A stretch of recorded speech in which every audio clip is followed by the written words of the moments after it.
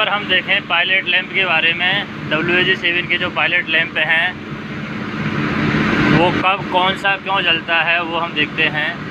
सबसे पहले देखते हैं LSDJ सर्किट ब्रेकर। यह पायलट लैंप है, डीजे की पोजीशन का हमें संकेत देता है। जब डीजे ओपन होता है तब डीजे का जो NCI है रिले QB60 की ब्रांच पर क्लोज होगा, और रिले QB60 की ब्रांच पर जब क्लोज होगा तो उसकी वजह से QB60 एनर्जाइज हो जाती है और QB60 का NOI LSDJ की ब्रांच पर क्लोज होता है, जिससे दोनों को कैब के अंदर LSDJ का पायलट लैंप जलता है। जब ये जल रहा है मतलब डीजे ओपन है, जब ये बुझा हुआ है मतलब डीजे क्लोज है।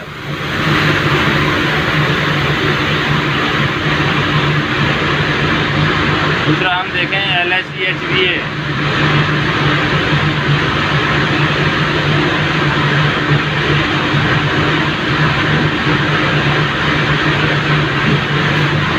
LSCHVA क्या है ये? LSCHVA हमारा बैटरी चार्जर और आर्नो की स्थिति मालूम होती है इससे।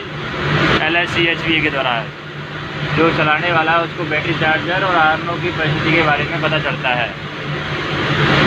HVA ऑन करके BL अनलॉक करते ही, जैसे ही HVA ऑन किया, BL को अनलॉक किया हमने BL की से, तो LSCHVA जलता है।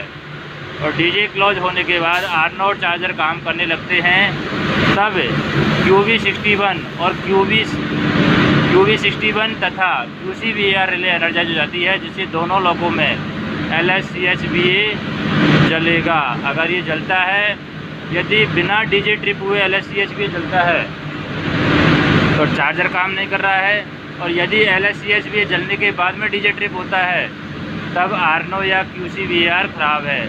और अगर बुझा हुआ है तो आर्नो या चार्जर दोनों कार्य कर रहे हैं। आर्नो तथा चार्जर दोनों कार्य करेंगे बुझा हुआ है तो। उसके बाद में हम देखते हैं LSGR टैप चेंजर।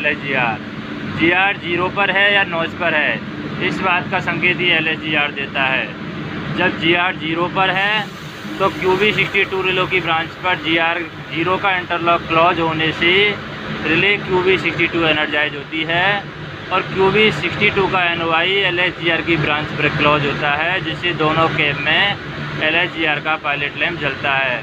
जल रहा है मतलब GR 0 पर है, बुझा है मतलब GR नॉचेज पर है। जैसे अभी GR हमारा 8 नॉच पर है, नॉच रिपीटर बता रहा है कि 8 नॉच पर हमारा GR है। उसके बाद में हम देखते हैं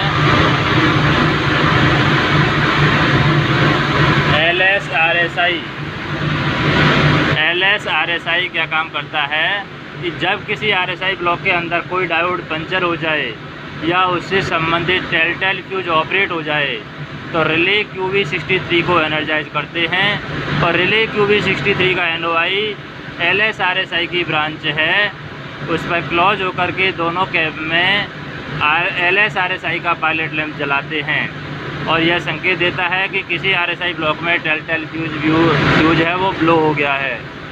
जल रहा है मतलब टेलटेल फ्यूज ऑपरेट हुआ है, या BPT को प्रेस किया है, BPT प्रेस करते हैं तब भी LSRSI जलता है, या बुझ गया है तो इसका मतलब टेलटेल फ्यूज बराबर है अगर बुझा हुआ है तो। फिर है LSB यह पायलट लैंप है, रिले Q50 के एनर्जाइज या डी एनर्जाइज होने का संकेत हमें देता है।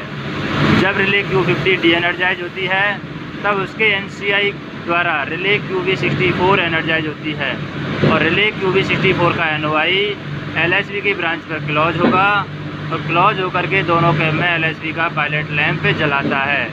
और जब रिले Q50 एनर्जाइज हो जाती है तो LSB का पायलट लैंप बुझ करके Q50 के एनर्जाइज होने का संकेत देता है।